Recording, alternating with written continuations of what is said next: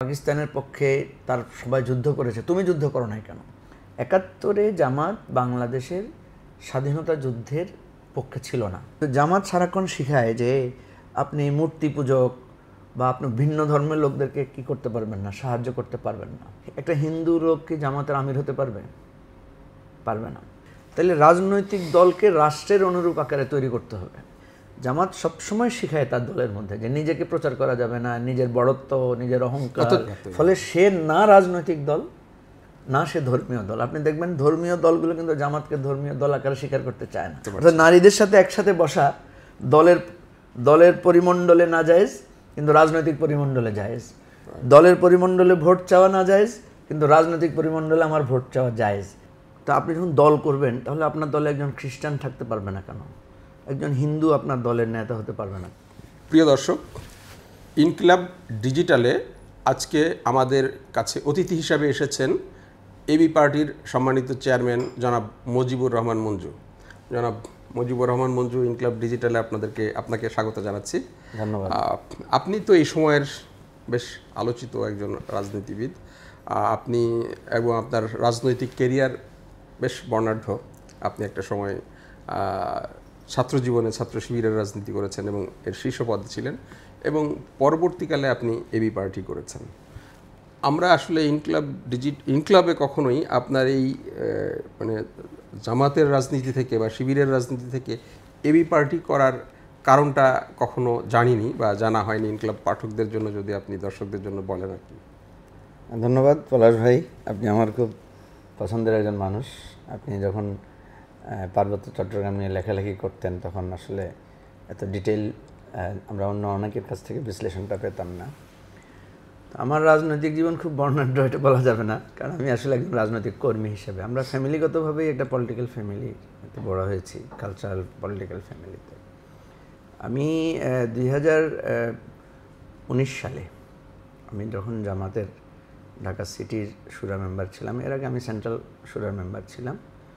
2019 সালের 14 বা 15 ফেব্রুয়ারি আমাকে জামাতের সেন্ট্রাল কমিটি থেকে আমার সদস্যপদ বাতিল করা হয়। তো বাতিল করার কারণ ছিল যে আমি ব্যক্তিগতভাবে এবং আরও দুই একজন, ব্যারিস্টার রাজ্জাক সাহেব আছেন, আমরা জামাতে কিছু সংস্কারের বিষয়ে আমরা আলোচনা তুলেছিলাম। তো সেই আলাপ তোলাকে জামাতের পক্ষ থেকে সেটাকে খুব ভালোভাবে গ্রহণ করা হয়নি। মনে করা হয়েছে যে এটা একটা সাংগঠনিক শৃঙ্খলা বিরোধী কাজ, জামাতকে ভাঙার কোনো একটা প্রকল্প কিনা বা প্রজেক্ট কিনা, এই ধরনের ভিন্নভাবে সেটাকে মিন করা হয়েছে। তো এইটাকে কেন্দ্র করে ব্যারিস্টার রাজ্জাক সাহেব উনি জামাত থেকে রিজাইন করলেন। উনি যেদিন রিজাইন করলেন সেদিন উনি বিবিসিতে একটা সাক্ষাৎকার দিয়েছেন। প্রথম আলোতে আমার একটা বড় সাক্ষাৎকার ছাপানো হয়েছে। আমি সেই সাক্ষাৎকারটা আবার শেয়ার করেছি ফেসবুকে, করে আমি আমার কিছু আর্গুমেন্ট তুলে ধরেছি। তো এটাকে জামাত হয়তো ভয় পেয়েছে যে আমাদের দুজনের একজনের রেজিগনেশন এবং সেটাকে সাপোর্ট করে আমার বক্তব্য, তো সেদিনই আমাকে বহিষ্কার করা হয়েছে। তো জামাতের একটা সিস্টেম হচ্ছে, কাউকে যদি তার সদস্যপদ বাতিল করা হয় তিনি আবার সদস্যপদ ফিরে পাওয়ার জন্য চেষ্টা করেন। আমি আর সদস্যপদ ফিরে পাওয়ার জন্য চেষ্টা করিনি। আমি চিন্তা করেছি যে আমরা জামাতের যে সংস্কারের চেষ্টাটা করেছিলাম এ দ্বারা প্রমাণিত হয় যে জামাত তার সংস্কারটা চায় না, এবং আমি কোনো আত্মপক্ষ সমর্থন করে কোনো কথা বলিও নাই। ফলে আমি চিন্তা করেছি ওই পার্টটা শেষ, জামাতকে সংস্কারের আমাদের চেষ্টা ছিল এটা ওখানে সমাপ্তি। যেহেতু ওই যে বললাম যে রাজনৈতিক কর্মী, প্রায় 1-2 মাস অপেক্ষা করলাম, চিন্তা করলাম কি করা যায়। যারা আমার লেখালেখি বা আমার রাজনৈতিক চিন্তার সাথে সমবেতী ছিল, চিন্তার ছিল, অনেকের সাথে আলাপ আলোচনা করলাম। করার পরে আপনার 2019 সালের 27 এপ্রিল আমরা একটা নতুন প্ল্যাটফর্মের ঘোষণা দিলাম। তখন আমরা 17-18 জন ছিলাম মাত্র, চট্টগ্রাম, ঢাকা, বিভিন্ন জায়গা থেকে মেলে। আমরা হোটেল 71, যেটা এখন বিজয়নগরে, হোটেল 71-এ একটা প্রেস কনফারেন্স করলাম, করে সেখান থেকে আমরা একটা নতুন রাজনৈতিক প্ল্যাটফর্ম ঘোষণা দিলাম, যেটার নাম দিলাম জন আকাঙ্ক্ষার বাংলাদেশ। এবং আমরা আহ্বান করলাম যে যারা যারা এই নতুন রাজনীতির চিন্তার সাথে কাজ করতে চান বা আগ্রহ দেখান তারা আমার সাথে যোগাযোগ করেন। কি ধরনের সংস্কারের কথা বলেছিলেন? সংস্কার বলতে মৌলিক দুটো জিনিস আর একটা হচ্ছে আর মোট তিনটা জিনিস। প্রথমত আমার ছাত্র শিবিরের সাথে আমার সম্পৃক্ততা হয় 1988 সালে। 1988 সাল থেকে 2003 সালে আমি শিবিরের সেন্ট্রাল প্রেসিডেন্ট হই। এই পর্যন্ত, অর্থাৎ এই 88 ওইদিকে 12 বছর আর এদিকে 3 বছর, 15 বছর আমার ছাত্র রাজনীতির বয়স। এর মধ্যে আমি একদম তৃণমূল থেকে সেন্ট্রাল প্রেসিডেন্ট পর্যন্ত হই। এরপরে 2003 সালে যখন আমার ছাত্র জীবন শেষ করে আমি তখন জামাতে জয়েন করি। জামাতে আবার ওই যে মানে 2004 থেকে ধরেন 2019, এখানে প্রায় আপনার 15 বছরের মতো। তো এখানে কাজ করতে গিয়ে আমরা কয়েকটা জিনিস দেখেছি আমার অবজারভেশনে। মানে আপনি 30 বছর 30 বছরের শিবির মিলে প্রায় 30 বছর। এর আগে ছোটোবেলায় আমি খেলাঘর করেছি, বিভিন্ন রকমের কালচারাল এর সাথে জড়িত ছিলাম, স্কুল ডিবেট, কলেজ ডিবেট এগুলোর সাথে সম্পৃক্ত ছিলাম। তো কয়েকটা জিনিস আমার কাছে অনুভব হয়েছে। সেটা হলো যে রাজনীতি বলে আমরা যেটাকে বুঝি, রাজনৈতিক দল, রাজনীতি বা রাজনৈতিক দলের এখন যে কনসেপ্টটা, এটা কিন্তু একটা মডার্ন কনসেপ্ট। কারণ আজ থেকে ধরেন 400-500 বছর আগে কোনো রাজনৈতিক দলের অস্তিত্ব আমরা কিন্তু দেখি না। এবং এই যে জাতি রাষ্ট্রভিত্তিক যে ধারণা, আপনি একটা সময় তো সব রাজ্য ছিল, রাজা ছিল, রাজারা ছিল, সম্রাটরা ছিল, তারপরে এর আগে তো কলোনি ছিল। কিন্তু এখন যে জাতি রাষ্ট্রের ধারণা, এটা তো খুব আধুনিক একটা জায়গা। তো যখন আমি যেহেতু পলিটিক্যাল সায়েন্সের ছাত্র, যখন একাডেমিক আলোচনাগুলো হতো, তো আমি দেখতাম যে রাজনীতি ইটসেলফ এটা একটা ইনক্লুসিভ আইডিয়া, বা রাষ্ট্র পরিচালনার জায়গাটা, রাষ্ট্র এক অর্থে এটা একটা ইনক্লুসিভ প্রতিষ্ঠান। আপনি যখন রাজনীতি করবেন বা রাষ্ট্র পরিচালনার কথা বলবেন, তখন এখানে দল, মত, ধর্ম, বর্ণ নির্বিশেষে সবাইকে আপনার এন্ট্রেন্স দিতে হবে। আপনি যখন ভোট চান, আপনি তো সবার ভোট চান, হিন্দুর ভোট চান, মুসলিমেরও ভোট চান, খ্রিস্টানেরও ভোট চান, তাই না? তা আপনি যখন দল করবেন, তাহলে আপনার দলে একজন খ্রিস্টান থাকতে পারবে না কেন? একজন হিন্দু আপনার দলের নেতা হতে পারবে না কেন? জামাতে তো অমুসলিম শাখা আছে। অমুসলিম শাখা আছে, কথা হচ্ছে যে একটা দল, মানে রাষ্ট্রের মধ্যে তো মুসলিম অমুসলিম শাখা ভাগ করা যায় না। আচ্ছা, ঠিক আছে না? যেমন আপনি ধরেন আপনার পত্রিকা অফিসে মুসলিম শাখা অমুসলিম শাখা বলে কিছু কি আছে? নাই। রাষ্ট্রে কি আছে? রাষ্ট্রে তো নাই। ধরেন একটা স্কুল কলেজে আপনি যদি বলেন যে এটা মুসলিম সেকশন, এটা হিন্দু সেকশন, এই ধরনের তো ভাগ করা যায় না। সুতরাং এই ইটসেলফ এটা একটা নন পলিটিক্যাল অ্যাপ্রোচ, যে আপনি দলের মধ্যে বলছেন নারী শাখা, দলের মধ্যে বলছেন নন মুসলিম শাখা, এই জায়গাটাই পলিটিক্সের সাথে ম্যাচ করে না, ধর্মের সাথে ঠিক আছে। আপনি যখন একটা জামাত তো ধর্মভিত্তিক একটা রাজনৈতিক দল, এবং সেখানে পর্দার একটা ব্যাপার আপনি জানেন, শরিয়া বেসড এই জায়গাটা নিয়ে এই খটকাটা শুরু আর কি। মানে আমরা আলোচনাটা কীভাবে তুলেছি, আমরা যখন দেখতাম যে আমার দলের বা জামাতের মধ্যে একটা হিন্দু লোক নেতা হতে পারে না, একটা খ্রিস্টান লোক জামাতের নেতা হতে পারবে না। আমি জামাতের বহু নেতাদেরকে জিজ্ঞেস করেছি, বা সিনিয়র পর্যায়ের নেতাদেরকে আমরা যখন কথা বলতাম, আচ্ছা একটা হিন্দু লোক কি জামাতের আমির হতে পারবে? পারবে না। কিন্তু একটা হিন্দু লোক একটা রাষ্ট্রের, যেমন জামাত যদি যে রাষ্ট্র পরিচালনা করে, সে তাকে ডিসি হতে পারবে। একটা হিন্দু লোক তো এসপি হতে পারবে? পারবে না। তাহলে আপনার দলে যদি কেউ নেতা হইতে না পারে, আপনার দলের একটা ছোট ইউনিয়নের প্রধান হইতে পারবে না একটা হিন্দু লোক, তাহলে আপনি যে রাষ্ট্র পরিচালনা করবেন ওই রাষ্ট্রের ডিসি কীভাবে একটা হিন্দু লোক হবে? এটা কনসেপচুয়ালি তো এটা ম্যাচ করে না। তাহলে রাজনৈতিক দলকে রাষ্ট্রের অনুরূপ আকারে তৈরি করতে হবে। তা আমরা এই কথাটা, মানে আমি তো আপনার এখানে খুব সংক্ষিপ্ত সময় আমি বোঝাতে পারছি কিনা জানি না। আমরা বলতে চাচ্ছি, আপনি যদি রাজনৈতিক দল হন, তাহলে আপনাকে রাষ্ট্রের যে আদল, সে আদলেই রাজনৈতিক দলটাকে তৈরি করতে হবে। আর আপনি যদি ইসলামিক দল হন, ধর্মীয় দল হন, তাহলে আপনার কিন্তু ধর্মীয় নীতি, ধর্মীয় এর মধ্যে থাকতে হবে। এখন দেখেন, খুব ছোট্ট সূক্ষ্ম একটা পার্থক্য, আপনি ভালো বুঝবেন যেহেতু আপনি এগুলো নিয়ে প্রচুর গবেষণা করেছেন, পড়াশোনা করেছেন, আমি জানি, লেখালেখি করেছেন আপনি। ধরুন জামাতের যে নেতৃত্ব নির্বাচন পদ্ধতিটা আছে, সেখানে দেখেন কেউ প্রার্থী হতে পারে না। কেউ প্রার্থী হতে গেলে এটা তার নেতৃত্বের জন্য এটা তার নেতিবাচকতা, অর্থাৎ সে তার এটাই প্রথম অযোগ্যতা। কেউ কোনো পদ চাইতে পারবে না। কিন্তু আপনি যখন রাষ্ট্রীয় রাজনৈতিক দল আকারে ভূমিকা রাখছেন, তখন আপনাকে কিন্তু নমিনেশন সাবমিট করতে হচ্ছে, আপনাকে জনগণ গিয়ে ভোট চাইতে হচ্ছে, আপনি বলতে হচ্ছে যে আমাকে ভোট দেন ভাই, আমাকে ভোট দিলে আমি এই আইন করব, আমাকে ভোট দিলে আমি এই উন্নয়ন করব, আমাকে ভোট দিলে আমি রাষ্ট্রকে কল্যাণ করব। তার মানে আপনি প্রার্থী হতে চান। তাহলে দলের মধ্যে আপনি প্রার্থী হতে চান না, কিন্তু রাজনীতি দেশে আপনি প্রার্থী হতে চান। দলের মধ্যে কেউ আপনাকে ভোটাভুটি করার মানে ওপেন ভোটাভুটি করার সিস্টেম নাই। তাহলে ওদের নেতৃত্বটা কিভাবে হচ্ছে? না, ওইটা আলাদা আলোচনা। আমি যেটা বলতে চাচ্ছি যে দলের নেতৃত্ব যেমন জামাতের পদ্ধতি হচ্ছে কেউ নমিনি না, সবাই নমিনি, সবাই ভোটার। আপনার যাকে খুশি তাকে আপনি ভোট দিতে পারবেন। যদিও জামাতে একটা প্যানেল সিস্টেম আছে, ওগুলো অনেক লম্বা আলোচনা। আমি বোঝাতে চাচ্ছি আপনার দলের পদ্ধতি একরকম, আর রাষ্ট্র যখন আপনি রাজনীতিতে যাচ্ছেন তখন পদ্ধতিটা আরেক রকম আপনি করছেন। ফলে যেটা দেখা যাচ্ছে একটা ডাবল স্ট্যান্ডার্ড নিয়ে, একটা দ্বিমুখিতা নিয়ে নেতা কর্মীদেরকে কিন্তু কাজ করতে হচ্ছে। কিন্তু জামাত যে রাজনীতির কথা বলছে, এই রাষ্ট্র তো সেই রাজনীতি নিয়ে চলছে না, তো তার তো একটু পার্থক্য থাকতেই পারে। হ্যাঁ, ওইটা আমি আপনাকে যেটা বলছি, জামাত যেই ফরম্যাটের পার্টি, এটা আসলে একটা বিপ্লবী দল। মানে আপনি এমন একটা জিনিস চিন্তা করেন যেটা সমাজের সাথে মিল নেই, সুতরাং আপনি এই সমাজের লোকদেরকে তৈরি করে আপনি এইটাকে সেখানে স্থাপন করবেন, এটা বিপ্লবী প্রক্রিয়া, ঠিক আছে? কিন্তু যখনই আপনি সমাজের পদ্ধতির সাথে ম্যাচ করাতে যাবেন, তখন কিন্তু আপনার নীতি আদর্শের সাথে সমাজের নীতি আদর্শের ক্ল্যাশ করবে।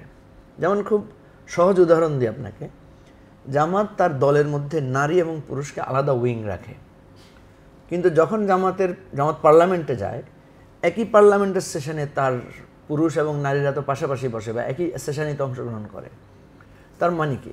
তার মানে আপনার দলের ফরম্যাট আর ন্যাশনালি আপনি যে ফরম্যাটে যাচ্ছেন সেই ফরম্যাটটা মিলছে না। জামাতের কোনো একটা শাখা তার নারী উইং আলাদা, পুরুষ উইং আলাদা, মিটিং করছে আলাদা আলাদা, এটা স্ক্রিন দিয়ে আলাদা রুম করে মিটিং করছে।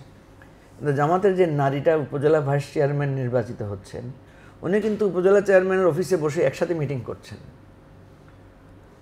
তাহলে এই যে আমরা যেটা বলছি যে আপনার প্র্যাকটিক্যাল পলিটিক্স আর আপনার পার্টি পলিটিক্সের মধ্যে যে এই যে পার্থক্যটা তৈরি হচ্ছে, ফলে দুইটা অসুবিধা হচ্ছে। একটা হচ্ছে আপনি বেসিক্যালি প্র্যাকটিক্যাল জায়গায় আপনি তৈরি করছেন না লোকদেরকে। যেমন জামাত যখন ভোটের জন্য ভোট চাইতে যায়, তখন দেখা যায় তার খুব কষ্ট হয় মানুষের কাছে ভোট চাইতে, কারণ সে তো এটা তো অভ্যস্ত না, সে তো নিজেকে এক্সপোজ করে অভ্যস্ত না। আর আমাদের রাজনীতির কী হয়, অমুক ভাই এগিয়ে চলো, তমুক ভাই মার্কা কি, হ্যাঁ। কিন্তু জামাতের তো এই প্র্যাকটিস নাই। জামাতে কখনো দেখবেন না যে দলের অভ্যন্তরে দলের নিজের পোস্টার ছাপায়, নিজের প্রচারণা নিজে করে, এই ধরনের অভ্যস্ত করে না তার নেতাকর্মীদেরকে। কারণ সে একটা ধর্মীয় মানে নীতি নৈতিকতা শিখায়। কিন্তু যখন সে রাজনীতি করতে যায়, তখন তাকে বলতে হয়, নিজেকে এক্সপোজ করতে হয় যে আমি এরকম, নিজেকে তুলে ধরতে হয়। জামাত সবসময় শিখায় তার দলের মধ্যে যে নিজেকে প্রচার করা যাবে না, নিজের বড়ত্ব, নিজের অহংকার। আপনি তিনটা বিষয় বলেছিলেন, তার ভিতরে একটা হলো আমি বুঝলাম যে সাংগঠনিক স্ট্রাকচার। হ্যাঁ, একটা আমি বলতে চাচ্ছি যে রাজনৈতিক দল আকারে জামাত আসলে একটা ধর্মীয় দল। জি। কিন্তু সে যখন রাজনীতি করতে যায়, তখন তার ধর্ম এবং রাজনৈতিক প্র্যাকটিক্যাল যে জায়গায় সেখানে একটা সংঘাত তৈরি হয়। ফলে সে না রাজনৈতিক দল, না সে ধর্মীয় দল। আপনি দেখবেন ধর্মীয় দলগুলো কিন্তু জামাতকে ধর্মীয় দল আকারে স্বীকার করতে চায় না। তারা সবসময় জামাতকে বলে যে জামাত এই প্রচলিত রাজনীতি, ইসলামের সাথে ইসলামকে মিশিয়ে ফেলতেছে, এই ধরনের একটা অভিযোগ জামাতের বিরুদ্ধে করে। ঠিক অ্যাপারেন্টলি আপনার পলিটিক্যাল পার্টিগুলো জামাতকে অ্যাকসেপ্ট করতে চায় না। তারা মনে করে যে জামাত একটা ধর্মীয় দল, সে রাজনীতির জায়গায় কী করবে। যেমন ধরেন রাজনৈতিক দলের অনেকগুলো ইস্যু থাকে। সে ফর এক্সাম্পল ধরেন রাজনৈতিক দল কি করে, একটা মন্দিরে যায়, একটা গির্জায় যায়, একটা আশ্রমে যায়, হ্যাঁ, সেখানকার জন্য সে পয়সা দেয়, সেখানে সে কল্যাণ করে। কিন্তু জামাত সারাক্ষণ শিখায় যে আপনি মূর্তি পূজক বা আপনি ভিন্ন ধর্মের লোকদেরকে কি করতে পারবেন না, সাহায্য করতে পারবেন না।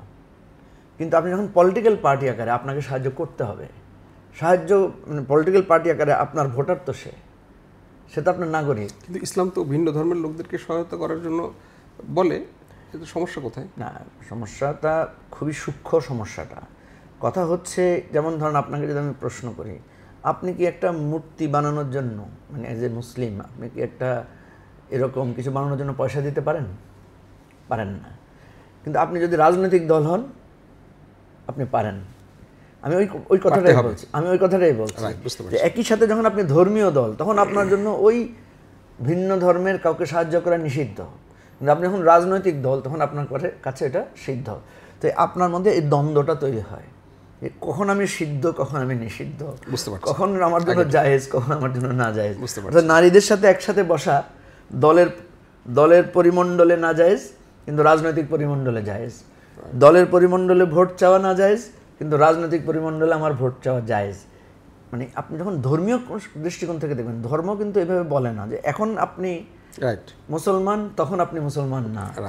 ধর্ম বলে না যে আপনি এখন হিন্দু, একটু পরে আপনি মানে ধর্মনিরপেক্ষ, এটা বলে না। এই জায়গাটা, এই দ্বন্দ্বটা আমরা যখন ফিল করেছি, তখন আমরা পার্টির মধ্যে এই আলোচনাটা তুলেছি যে আমরা দেখা যাচ্ছে যখন ছাত্র সংসদ নির্বাচন, আমরা মেয়েদের কাছে ভোট চাচ্ছি, বাট নর্মাল সাংগঠনিক সিস্টেমে আমরা নারীদের সাথে কথা বলাই এক ধরনের নিষেধাজ্ঞা আছে। তো এই জিনিসগুলো ফিল করতে করতে আমি বুঝতে পারছিলাম না যে এগুলোকে আমরা কীভাবে পার্টি ফরম্যাটে তুলব। তো এর মধ্যে যেটা হয়েছে, পৃথিবীর বিভিন্ন দেশে আপনার এই political party versus Islamic party, ৭১ নিয়েও একটা আপনাদের একটা বক্তব্য ছিল, ওইটা একটা সেকেন্ড ইস্যু ছিল।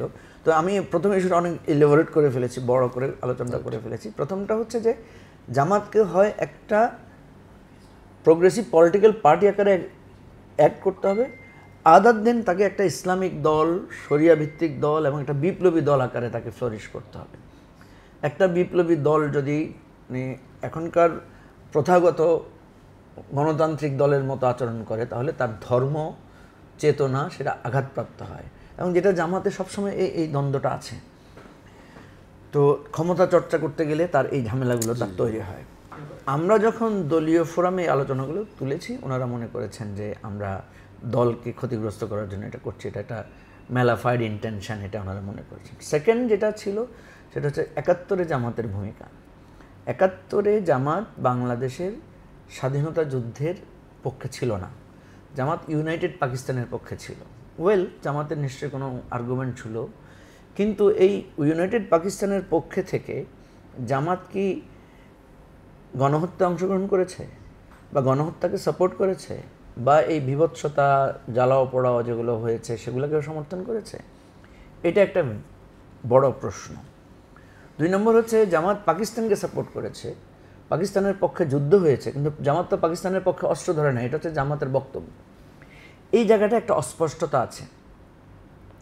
জামাত যেটা বলে যে আমরা মুক্তিযুদ্ধে পাকিস্তানের পক্ষে ছিলাম, কিন্তু আমরা গণহত্যার অংশ ছিলাম না। তাহলে একটা প্রশ্ন আসবে, তাহলে তুমি পাকিস্তানের পক্ষে অস্ত্র ধরো নাই কেন? পাকিস্তান তো একটা ভ্যালিড রাষ্ট্র, পাকিস্তানের পক্ষে তার সবাই যুদ্ধ করেছে, তুমি যুদ্ধ করো নাই কেন? তুমি কি সুবিধাবাদী পজিশনে ছিলা? তো এই জায়গাটা একটা গ্রে এরিয়া আছে জামাতের মধ্যে। কিন্তু আমরা তো দেখেছি যে মানে গ্রামে গঞ্জে আমরা আমাদের যারা মুক্তিযোদ্ধা আত্মীয় স্বজন বা যারা আছে, রাজাকাররা কিন্তু, মানে আমি জামাত বলছি না, কিন্তু রাজাকাররা বা তারা কিন্তু অস্ত্র নিয়ে ফাইট করেছে এবং তাদের সাথে পাকিস্তানিদের সাথে, মানে পাকিস্তানি আর্মিদের সাথে অংশ নিয়েছে, বা তাদেরকে অস্ত্র বহন করতে দেখা গেছে, তাই না? হ্যাঁ, আপনি দেখেন মুক্তিযুদ্ধের জাস্ট পরবর্তী সময়ের মধ্যে জামাতের লোকেরা কিন্তু ব্যাপক গণহত্যার শিকার হয়েছেন। জামাতের বহু হিস্ট্রি আছে, বহু লোককে মেরে রাস্তায় ফেলে রাখা হয়েছে, ব্যানর দিয়ে খুঁচিয়ে মারা হয়েছে, বিভিন্ন জায়গায় মেরে লটকে রাখা হয়েছে। হ্যাঁ, কেন করা হয়েছিল? এই যে মুক্তিযুদ্ধের বিরোধী একটা অবস্থানের জন্য। কিন্তু জামাত কিন্তু একটা পর্যায়ে এসে এই লোকগুলোকে আর স্বীকার করে না। একটা সময় কিন্তু তারা এদের স্মরণ করতো, এই শহীদদের কথা, এদেরকে শহীদ হিসাবে মর্যাদা দিত যারা মুক্তিযোদ্ধাদের হাতে হত্যাকাণ্ডের শিকার হয়েছেন। ক্রমান্বয়ে সে এই অংশটাকে সে ডার্ক করে ফেলেছে। কিন্তু আমরা তো এই যে রিসেন্টলি শাহবাগেও দেখলাম গোলাম আজমের বাংলায় শেখ হাসিনার ঠাঁই নাই, তো আপনি বলছেন অস্বীকার করে, অস্বীকার তো করে নাই। আমি আপনাকে যেটা বলছি যে এই জায়গাটাই একটা জগা খিচুড়ির মতো পজিশন আছে। জামাত পাকিস্তানের পক্ষে ছিল, জামাত বলছে আমরা অস্ত্র ধরি নাই। আবার দেখা যাচ্ছে যে জামাতের বেশ কিছু লোক স্বাধীনতার বিরোধিতা করার অপরাধে তারা হত্যাকাণ্ডের শিকার হয়েছেন। এবং জামাতের যেটা সমস্যা হয়েছে, সে আবার মুক্তিযুদ্ধকে সে আবার স্বীকার করছে। সে এসে মুক্তিযোদ্ধাদেরকে জাতির শ্রেষ্ঠ সন্তান হিসেবে স্বীকৃতি দিচ্ছে। সে শহীদ দিবস স্বাধীনতা দিবস, বিজয় দিবস পালন করছে, বিজয় দিবসে র্যালি করছে, তাহলে এখানে একটা কোশ্চেন যে আপনি যে স্বাধীনতা চান নাই সেই স্বাধীনতা হয়েছে, এখন আপনি স্বাধীনতাকে মেনে নিচ্ছেন, তাহলে স্বাধীনতা যে চান নাই এটার জন্য আপনি অনুতপ্ত কিনা, আপনি এটার জন্য নিজে আত্মসমালোচনা করছেন কিনা বা ক্ষমা চেয়েছেন কিনা। জামাত বলছেন না আমরা ক্ষমা চাইবো কেন, আমরা তো, আবার কখনো বলে যে হ্যাঁ আমরা তো ক্ষমা চেয়েছি। এই যে একটা একবার একরকম কথা বলছে, দেখবেন আপনি জামাতের লোকেরা কখনো বলে যে হ্যাঁ গোলাম আজম একবার ক্ষমা চেয়েছে, আবার তারা বলবে ৭১ আমরা যেটা করেছিলাম সেটা যে সঠিক ভারতের আধিপত্যবাদের বিরুদ্ধে, সেটা তো এখন প্রমাণ হচ্ছে। এখন দেখেন পলাশ ভাই, এখন এই যে ২৪-এর ঘটনা ধরেন, ২৪-এ আমরা একটা অভ্যুত্থান করেছি তো, আওয়ামী লীগকে পরাজিত করে আওয়ামী লীগকে পালিয়ে যেতে বাধ্য করেছি তো। এখন ধরেন ২৪-এর যে গণ অভ্যুত্থানের চেতনা, এটা হয়তো ৫ বছর ৭ বছর পরে নস্যাৎ হয়ে গেল, ভুল হয়ে গেল, দেখা গেলো যে আবার আওয়ামী লীগ ফিরে আসলো, তার মানে কি ২৪ ভুল ছিল? মোটেই না, মোটেই তো না, মোটেই না। তাহলে এই যে জামাত যেটা এখন বলার চেষ্টা করে যে আমরা যেটা করেছিলাম সেটাই সঠিক, এটা তো যারা মুক্তিযুদ্ধ করেছে, যারা স্বাধীনতা, তারা সেটা রক্ষা করতে পারে নাই বলে আজকে আমরা আবার ভারতীয় আধিপত্যবাদে আসছি, কিন্তু তার মানে তো ৭১ ভুল ছিল না। রাইট। এই কথাটা আমরা আমাদের মানে চেষ্টায় জামাতে এই আলোচনাটা আমরা তোলার চেষ্টা করেছিলাম, কিন্তু এই আলোচনাগুলো উঠালে ওনারা ভয় পায়, কি মনে করে যে আমরা পার্টির মধ্যে পার্টিজান তৈরি করার চেষ্টা করছি। ব্যক্তিগতভাবে আমি ব্যারিস্টার রাজ্জাক সাহেব, জামাতের আরও সিনিয়র নেতা আছেন কামরুজ্জামান সাহেব, আমরা চেষ্টা করেছি যে পার্টির অভ্যন্তরে এই আলোচনাগুলো উঠুক, উঠে পার্টি কিভাবে এই জিনিসগুলোকে ফেস করবে সেটা ঠিক করুক। তো এই জায়গাগুলোতে যখন আমরা করেছি তখন আমাদেরকে ষড়যন্ত্রকারী, তারপরে নানা ধরনের এজেন্ট, নানা ধরনের কথা বলে আমাদেরকে অপমান অপদস্থ করার চেষ্টা করা হয়েছে। তো আমরা একটা পর্যায়ে এসে বুঝেছি যে না, জামাত নিজেকে আর কারেকশন করার চেষ্টা করবে না, সে ৭১-এর পজিশনে সে কখনোই নিজেকে পরিশুদ্ধ করতে পারবে না। আর ওই যে যেটা বলেছি ইসলামিক দল না রাজনৈতিক দল, ওই ডিলেমাতে সে কাটতে পারবে না, তখন এনাফ ইজ এনাফ, আমরা সেটা বাদ দিয়ে আমরা একটা পিওর পলিটিক্যাল। তাহলে আমি এখানে একটা আসি যে এই যে আপনারা যে সংস্কারের কথা, যে সংস্কারের দাবিটা তুলেছিলেন এবি পার্টিতে, এটাকে আপনারা কিভাবে ইনকর্পোরেট করেছেন, এবং বাংলাদেশে অনেক রাজনৈতিক দল আছে, খুব সংক্ষেপে যদি বলেন যে এবি পার্টি তাদের থেকে পার্থক্য কোথায়, মানে একজন লোক কেন এবি পার্টি করবে, খুব সংক্ষেপে। আমরা তখন ভাবলাম যে একটা পিওর পলিটিক্যাল পার্টি কিভাবে করা যায়, কারণ আমরা তো বলেছি রাষ্ট্রের জন্য একটা পিওর পলিটিক্যাল পার্টি দরকার। তো পার্টির জন্য আমরা তখন নানা ধরনের ডিসকাশন, স্টাডি সার্কেল, বিদেশের বিভিন্ন রাজনৈতিক দলকে স্টাডি করা, বিভিন্ন পার্টির স্ট্রেংথ, উইকনেস, অপরচুনিটি, এগুলো আমরা অ্যানালাইসিস করলাম। করে আমরা কয়েকটা জিনিস দেখলাম। আমরা দেখলাম যে আমাদের দেশে ভালো রাজনৈতিক দল, মানে খুব অর্গানাইজড ফোর্স হচ্ছে আদর্শভিত্তিক দলগুলো, ধরেন জামাত, ধরেন ইসলামিক বিভিন্ন দল, ধরেন কমিউনিস্ট পার্টি, এরা হচ্ছে খুবই অর্গানাইজড পার্টি, খুবই সুশৃঙ্খল, বাট এরা পপুলার না, এরা কখনোই ক্ষমতার রাজনীতিতে ভালো করতে পারছে না। আবার আমরা দেখছি বিএনপি, আওয়ামী লীগ খুবই পপুলার দল, বারবার ক্ষমতায় আসছে, একবার বিএনপি আসছে, একবার আওয়ামী লীগ আসছে, কিন্তু এরা ডিসঅর্গানাইজড, এদের সাংগঠনিক কোনো শৃঙ্খলা নাই। তো আমরা হাইপোথেটিক্যালি ভাবলাম এমন একটা দল কি করা যায় না যে দলটা একইভাবে সুশৃঙ্খলও হবে আবার একইভাবে পপুলারও হবে। তাহলে আমরা বিএনপি, আওয়ামী লীগ, জাতীয় পার্টি টাইপের দলগুলা আমরা স্টাডি করলাম, তারা কেন পপুলার হয়। পপুলার হয় ডিউ টু তারা সার্ভিস দেয়। আপনি আওয়ামী লীগ, বিএনপি বা এই টাইপের নেতাদের, বা বিএনপির একটা সাধারণ ওয়ার্ড কাউন্সিলের বাসায় গেলে দেখবেন শত শত লোক, সে নানা সমস্যা নিয়ে যাচ্ছে, তারা সমাধান করছে, এটা চাচ্ছে সেটা চাচ্ছে, সমাধান করছে। জামাতের একটা লোকের বাসায় গেলে দেখবেন উনি খুব ব্যস্ত, ওনার পার্টি মিটিং নিয়ে উনি খুব ব্যস্ত, ওনার পাবলিক সার্ভিস নিয়ে, ওনার ইভেন ওনার আত্মীয় স্বজনের সাথে কথা বলারও সময় নেই ওনার, উনি সারাদিন ওনার সাংগঠনিক দলীয় কার্যক্রমের ভিতরে উনি খুব ব্যস্ত। তো আমরা এই দুইটার কম্বিনেশন নিয়ে একটা ছোট্ট গবেষণা করলাম যে এমন একটা দল তৈরি করা যায় কিনা যেই দলটা আপনার অর্গানাইজড পার্টি হবে, এক ধরনের মোটিভেশনাল এক ধরনের চেষ্টা থাকবে নৈতিক জায়গায়, বাট এটা প্রো পিপল পার্টি হবে, এটা ওপেন থাকবে, অত মানে সাংগঠনিক কচরার মধ্যে থাকবে না, সে পাবলিক সার্ভিসের কাজে তাকে মনোনীত করবে। আমাদের কাছে মনে হচ্ছে এরকম একটা পার্টিকে যদি পপুলার করা যায় তাহলে বাংলাদেশে যেটা বিএনপি, আওয়ামী লীগ সুশাসন দিতে পারছে না, সুশাসন দেওয়া সম্ভব। আর ওই যে জামাত, কমিউনিস্ট পার্টির মতো যে দলগুলো আছে যারা প্রো পিপল দল হতে পারছে না, পপুলার দল হতে পারছে না, তারা পপুলার একটা ভালো দল হতে পারে। এই মডেলগুলো আমরা স্টাডি করেছি। যেমন ধরেন মালয়েশিয়ায় আমরা দেখেছি যে দলগুলো ক্ষমতায় এসে তারা এই মডেলের দল। টার্কিতে আমরা দেখেছি তাহলে এই যে আমি দেখলাম, আপনি জানেন আল জাজিরা একজন বিখ্যাত সাংবাদিক আছে জুলকার নাইন, উনি বললেন সম্প্রতি একটা পোস্টে বললেন যে বাংলাদেশে একটি মাত্র রাজনৈতিক দল আছে যেটি বিদেশিরা তৈরি করেছে, and that is AB party. Zulkarnain সাহেব আমাদের এক সময়ের খুবই ভালো বন্ধু, আমরা ফ্যাসিবাদ বিরোধী আন্দোলনে একসাথে কাজ করেছি। উনি ওই পিনাকি ভট্টাচার্যের সাথে নিজের ব্যক্তিগত ঝগড়াঝাটির কারণে উনি এবি পার্টিকে আঘাত করে কিছু কথা বলেছেন। এটাকে আমরা মনে করি পার্টির ব্যাপারে নানা ধরনের আলোচনা হবে, সমালোচনা হবে, আমরা সেটা ফেস করব। তো সেটা আলাদা ইস্যু, সেই বিষয়টা আমি বলবো। আমি আপনাকে যেটা বলতে চাচ্ছি, আমাদের মডেলটা হচ্ছে এটা একটা মানে আপনি বলতে পারেন যে এটা একটা অর্গানিক মডেল আমরা ভাবছি এই ধরনের একটা পার্টি করা যায় কিনা, নাম্বার 1। নাম্বার 2 হচ্ছে আমাদের পার্টিটা করার পেছনে আরেকটা আইডিয়া ছিল যে পার্টিগুলো আইডিওলজি বেসড হবে বা মতবাদ ভিত্তিক দল হবে নাকি অধিকার ভিত্তিক দল হবে। As a party AB party কি একটা সেকুলার পার্টি? সকল নাগরিককে অধিকারের ভিত্তিতে নাগরিক হিসাবে গণ্য করা হয় এবং রাষ্ট্র কাউকে সার্ভিস দিতে, পলিটিক্যাল পার্টি কাউকে মেম্বারশিপ দিতে ধর্মের ভিত্তিতে বিবেচনা করে না। সেই অর্থে আপনি সেকুলার দল বলতে পারেন এবি পার্টিকে। তো প্রিয় দর্শক, আমরা আপনাদেরকে জনাব মুজিবুর রহমান মঞ্জুর সাক্ষাৎকার শুনছিলেন। এটা প্রথম পর্ব। আপনাদেরকে দ্বিতীয় পর্ব শোনার জন্য আহ্বান জানিয়ে এ পর্ব শেষ করছি।